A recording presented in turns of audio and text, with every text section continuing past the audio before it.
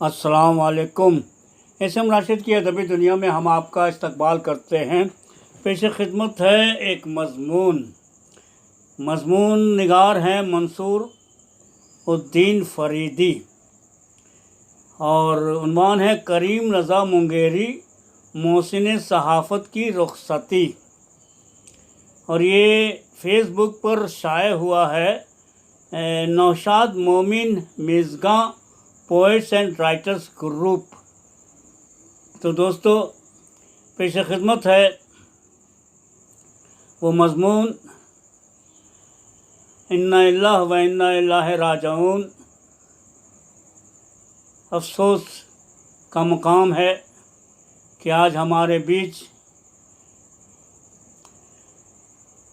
करीम रज़ा मुंगेरी नहीं रहे।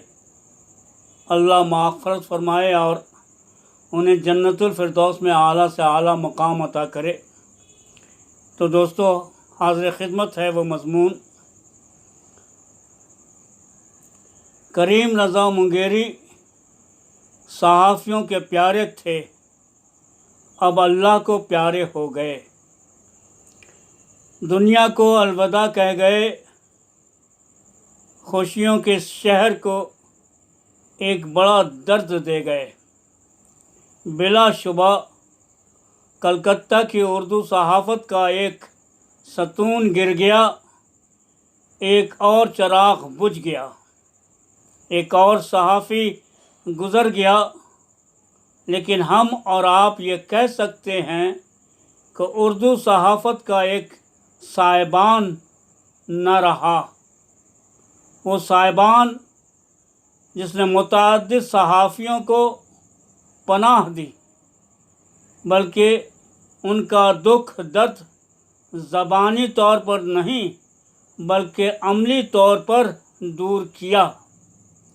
उनके अल्लाह वाले होने की सबसे बड़ी निशानी ये थी कि वो इस्तेहसाल के कायल नहीं थे। यही वजह है कि वो उर्दू सहाफ़त से ज़्यादा उर्दू सहाफ़ियों की खिदमत कर गए। वो न फ़ख्र सहाफ़त कहलाए न बाबाए सहाफ़त, लेकिन उनकी फ़राग़ दिली उन्हें कलकत्ता के लातादाद उर्दू सहाफ़ियों के लिए बुज़ुर्ग सहाफ़त बना गई।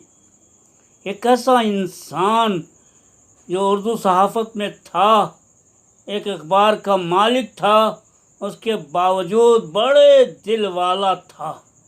यही थी सबसे बड़ी खूबी जिसके लिए अहले कलकत्ता करीम रज़ा मुंगेरी को कभी फरामोश नहीं कर सकेंगे।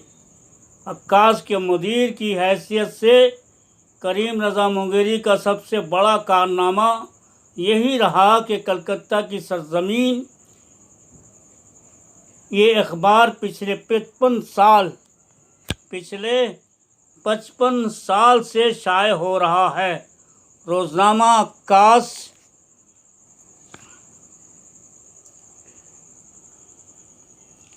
ने उनकी इदारत में गोल्डन जुबली मनाया।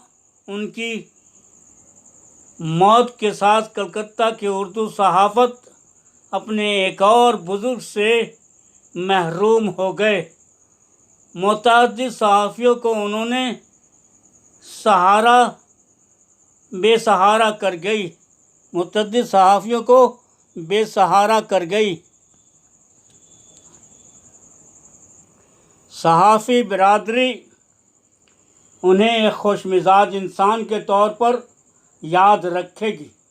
हंसता मुस्कुराता चेहरा, न कोई तनाव और न कोई परेशानी, किसी से तू और न किसी से मैं, न अंदाज़ मुकालमा और न रवैया हाकमाना।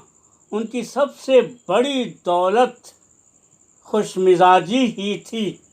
उसके साथ न सिर्फ हर किसी के दर्द को समझना बल्कि उसका इलाज या दवा भी तलाश करना उनकी फितरत का हिस्सा था। ये एक ऐसी खूबी होती है जो किसी इंसान को दुनिया में हर दिल अजीज़ बना देती। उनके सहारे بہت سے صحافی بے روزگاری سے روزگار تک پہنچ گئے اور کچھ زمین سے آسمان چھو گئے۔ کوئی ساتھ چلا، کوئی آگے بڑھ گیا اور کوئی آتا جاتا رہا، مگر کریم رضا مونگیری کی شفقت سب کے ساتھ جوں کی توں رہی۔ جب ضرورت پڑی تو اپنی جیب کا لفافہ دوسرے کی جیب میں منتقل کر دیا، وہ بھی ایسے کہ دوسرے ہاتھ کو اس کی بھنک نہیں ملی۔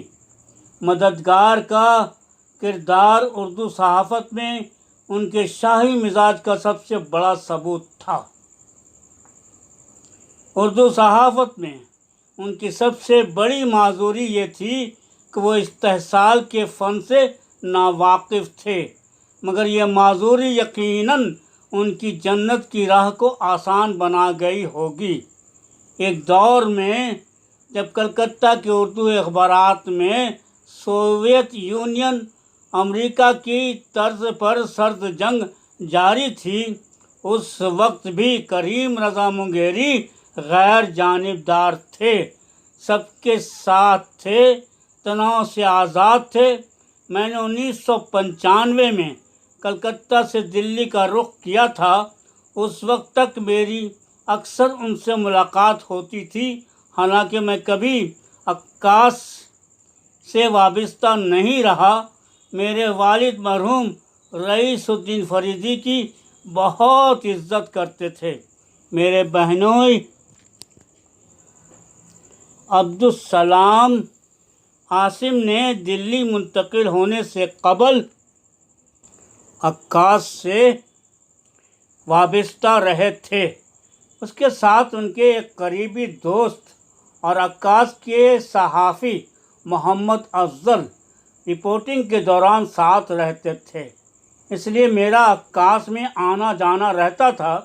یہ ان کی خاندانی رواداری کا نمونہ تھا کہ انہوں نے اس رشتے کو ہم لوگوں کے دلی منتقل ہونے بلکہ میرے والد کے انتقال کے بعد بھی نہیں توڑا۔ چند سال قبل جب میرے والد کی آٹو بایوگرافی کا رسم اجرا ہوا تو کلکتہ میں اس پروگرام کا تمام انتظام خود کریم رضا مونگیری نے کیا تھا۔ المیہ یہ رہا تھا کہ میرے اہل خاندان تو کلکتہ پہنچ گئے تھے، لیکن میں کمر کی تکلیف کے سبب نہ پہنچ سکا۔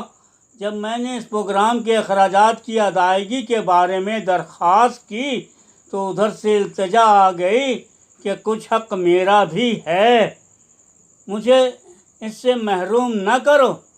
یہ اعلیٰ ظرفی اور رواداری اب ناپید ہے، بات صرف مجھ تک محدود نہیں۔ کلکتہ کے ایسے مزید صحافی ہیں جو کھل کر سامنے آئیں تو کریم رضا مونگیری کی فراخ دلی کے قصے بھی ایک داستان کی شکل لے سکتے۔ ان میں کچھ ایسے بھی تھے جنہیں کڑوا بولنے کے باوجود کریم رضا مونگیری نے شہد کے طور پر قبول کیا۔ کسی کا سہارا بنے تو کسی کے مددگار، کسی کے رہبر تو کسی کے سرپرست۔ اردو صحافت کو انہوں نے کیا دیا اس کے لیے تو شاید سیمینار ہو سکتے ہیں، لیکن اردو صحافیوں کو کیا دے گئے یہ راز اس وقت ہی کھل سکیں گے جب خود کلکتہ کے صحافی ان کی فراخ دلی کے واقعات تحریر کریں گے، جو شاید ان کے لیے سب سے شاندار خراج عقیدت ہوگا۔ تو دوستو، ابھی آپ احسن راشد کی ادبی دنیا میں ایک مضمون سن رہے تھے۔ مضمون کے خالق تھے جناب منصور الدین فریدی، اور بہت ہی معلوماتی اور بہت ہی خوبصورت مضمون، میں سمجھتا ہوں کہ جو حقیقت سے بہت ہی قریب ہے، اور یقیناً وہ اسی طرح کی شخصیت کے مالک تھے۔ تو دوستو، اجازت دیجیے، ہم پھر ملیں گے۔